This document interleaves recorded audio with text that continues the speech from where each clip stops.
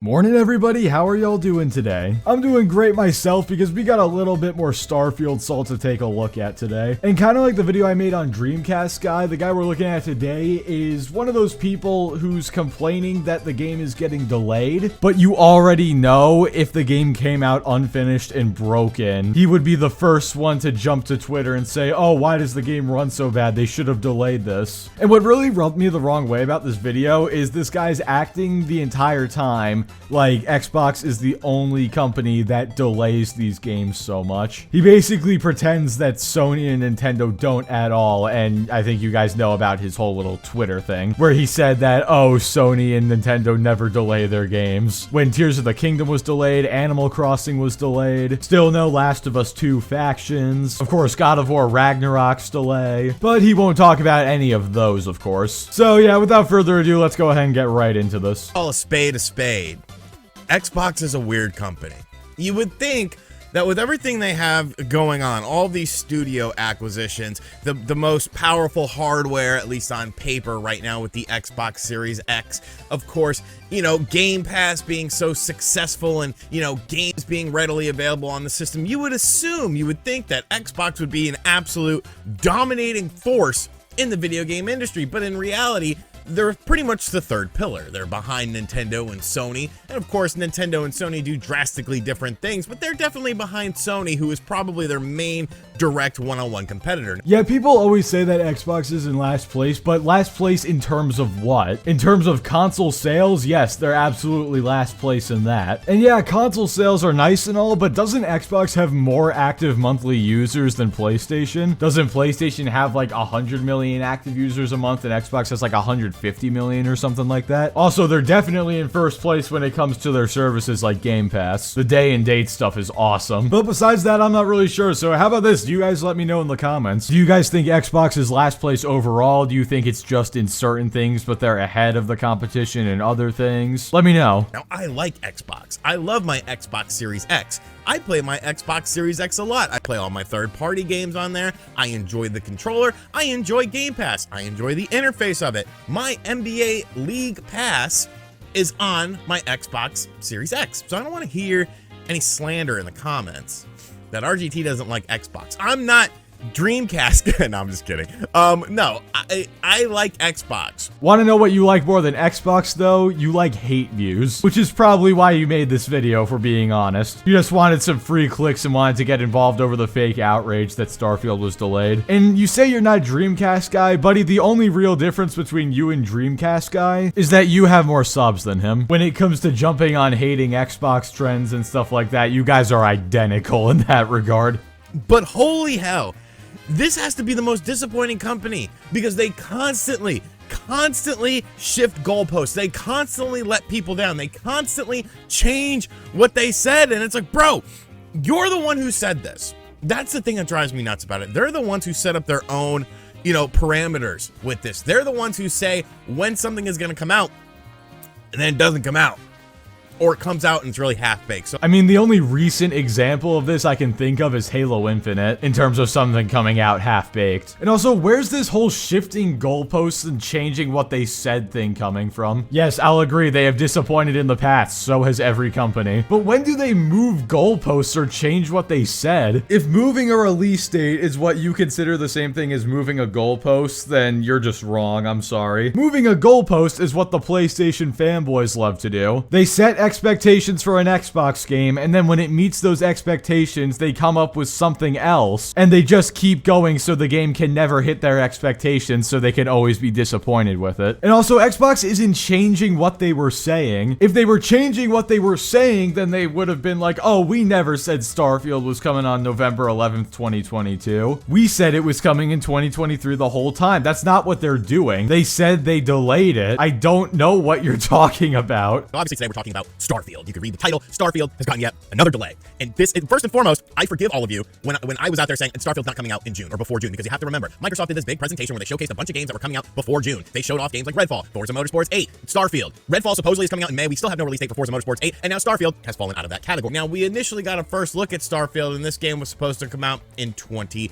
2022, but it got delayed. Like, it's a Bethesda game, I understand delaying it, but now we're in 2023 and it was supposed to come out before June, and now we have a new release date of September 6th of 2023.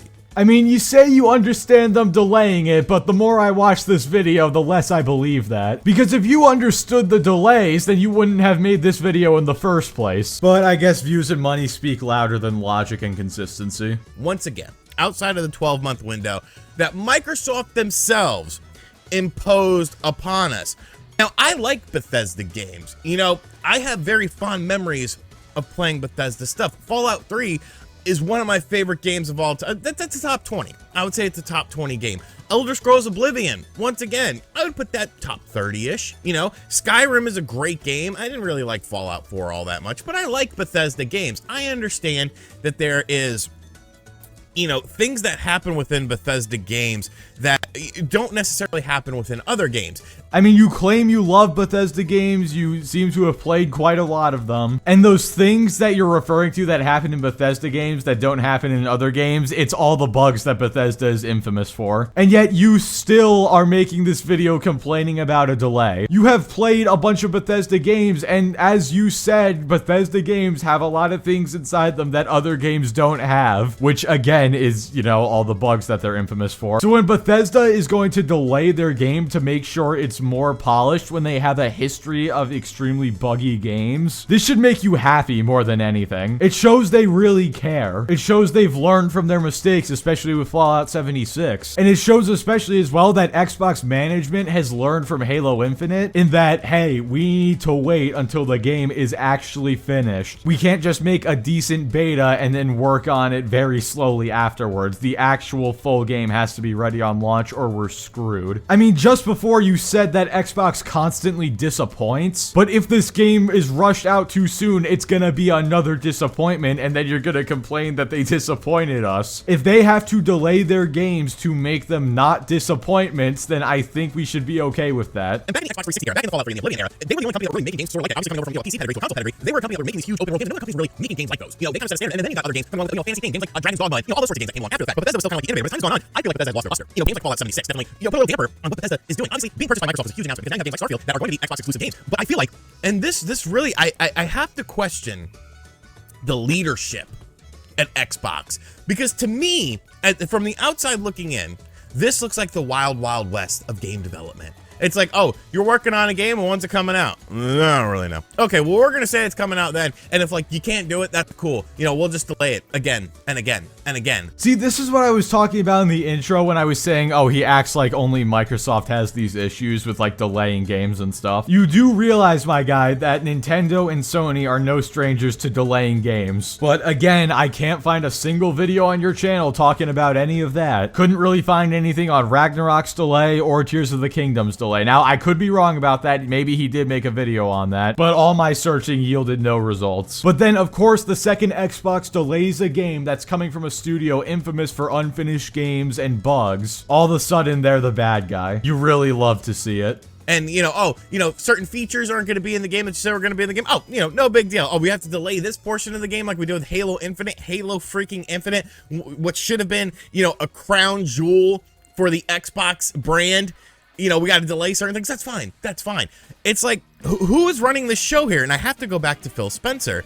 Yeah, it's funny that you bring up Halo Infinite because that game needed more delays than what it got. And like I said before, I'm pretty sure Halo Infinite was a pretty big learning moment for Xbox. Now, it's unfortunate that Halo had to be their learning moment, but at least they learned about the dangers of shoving out a game before it's ready. Like, I think you're looking at this from the wrong perspective. You're looking at this as, oh, Xbox is incompetent. They constantly have to delay stuff. They keep moving the goalposts. I see this as, okay, they're delaying Starfield a bunch, almost an entire year now, to give Bethesda as much time as they need to make this game the best it can be. And again, like I said earlier, I've said this a lot now, but you already know this guy would be the first person or one of the first people to complain about how Starfield is completely unfinished and broken on release. And he would probably be one of the first people to say that this game should have been delayed. And have we not learned from the past with Halo Infinite, Cyberpunk, pretty much every Call Call of Duty for the last 4 years, Pokemon Scarlet and Violet, that when you try to rush a game out before it's ready, it's an absolute disappointment and disaster. If you're upset with these delays, you're basically asking for more of that. Because all of this has to fall on him. All of these games that have been announced for Xbox, your Fables, your Avoweds, your Perfect Darks, we've always been talking about the fact that just gotta wait a little bit longer. You just gotta wait a little bit longer. And I made a video earlier this year talking about that this was kind of like the breaking point for me in Xbox. You know, 2023, you have to deliver on your promises. You have to deliver on the things you have been telling us to wait for years and years and years. And we're not off to the best start. What do you mean we're not off to the best start? Starfield is still coming out this year. They're just taking a little extra time to make it as good as possible. Same with Redfall. I mean, if you think about it, as long as Starfield and Redfall do end up releasing this year, Microsoft will have over-delivered on what they promised for this year, because Hi-Fi Rush also came out of nowhere. But again, it's this whole thing of he's saying, oh, you guys have to deliver on your promises. Well, if they need to delay the game in order to deliver on their promises, why is that such an issue? Again, you're complaining that they're delaying it, but if they don't delay it, then there's a higher chance they won't deliver on the promises they made. The logic is just so backwards. It's March. One of your big games has already been delayed until September, and everyone's excited about this September date. Everyone's like, oh yeah, we got a release date. And I'm like, we've had a release date previously of 2022, 11/11/2022, and they missed that. And then it was supposed to come out before, June of this year. And they missed that. They need a little bit additional time. They're doing a developer direct. I guess that's the new thing. Nintendo kind of coined something there. It's funny that you bring Nintendo up because, again, where's that same energy for Nintendo when they delay their games like Tears of the Kingdom or Animal Crossing New Horizons? And also you say, oh, we've had a release date previously. Yes, and now we have a new one. Again, where was this same energy for Tears of the Kingdom or God of War Ragnarok? With the term direct, they're doing a developer direct on June 11th, obviously around E3 time to, I guess, re-showcase the game, reintroduce the game to people, and get people excited. But I can't help but feel that I can't get excited for it. I can't.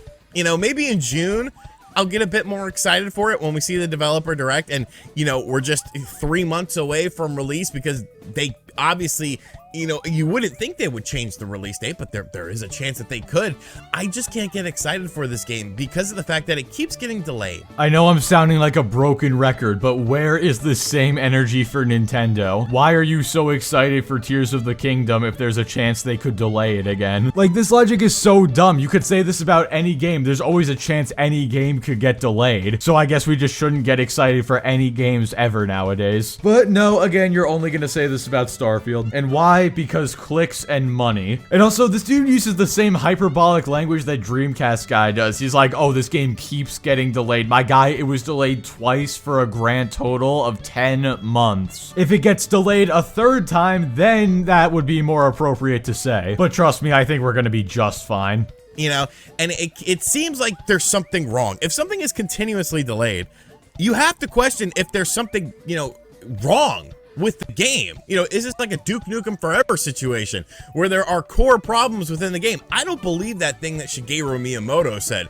A bad game is bad forever, but a delayed game could be good. It's like, no, that's not the case anymore. Okay, there's obviously something fundamentally wrong with this game if they're not able to make a release date that you would assume they set in place with themselves.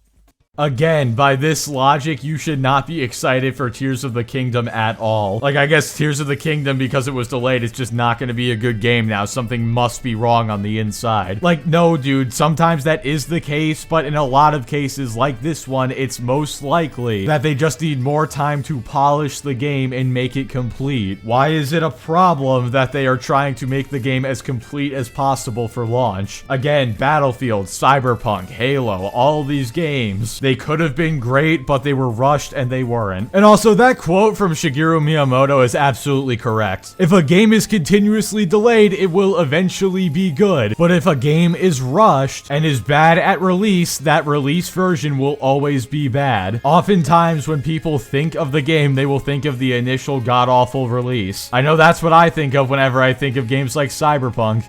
Bethesda does not get the benefit of the doubt, in my book. Especially with these big games, especially with, huge open world space games. And everyone that's sort of celebrating that we have a release date now, I have to question your sanity, because it's like, you had a release date last year. It didn't happen. And then they reintroduced a release date. June. Before June. It's gonna come out before June. I've heard that the game is done. I've heard that the game has been done. If that's the case, why the hell are they delaying it again? I don't know, man. Well, then I guess by this logic, you're completely insane for believing that Tears of the Kingdom is gonna come out in May. You see what I mean? This logic just does not make any sense. But now apparently you guys are insane if you're excited about this release date. I mean, by this logic, you should be locked up in a mental institution, my guy. But anyway, before this guy repeats himself anymore, or before I repeat myself anymore, I'm gonna end the video. We're not missing out on too much. It's just he recaps everything and says his outro and all that stuff. So overall, just a very hypocritical video, honestly. Definitely do better in the future, my guy. And always remember to keep that same energy, which I think that's something we could all take away from this. You know what? Maybe this wasn't so bad. We learned some lessons along the way. Maybe the real Starfield delays were the friends we made along the way. I'm sorry, that just wasn't funny at all. But yeah, anyway, guys, with that being said, thank you all so much for watching. Like the video if you liked it, dislike it if you didn't like it, subscribe if you want to see more, and I will catch you all next time.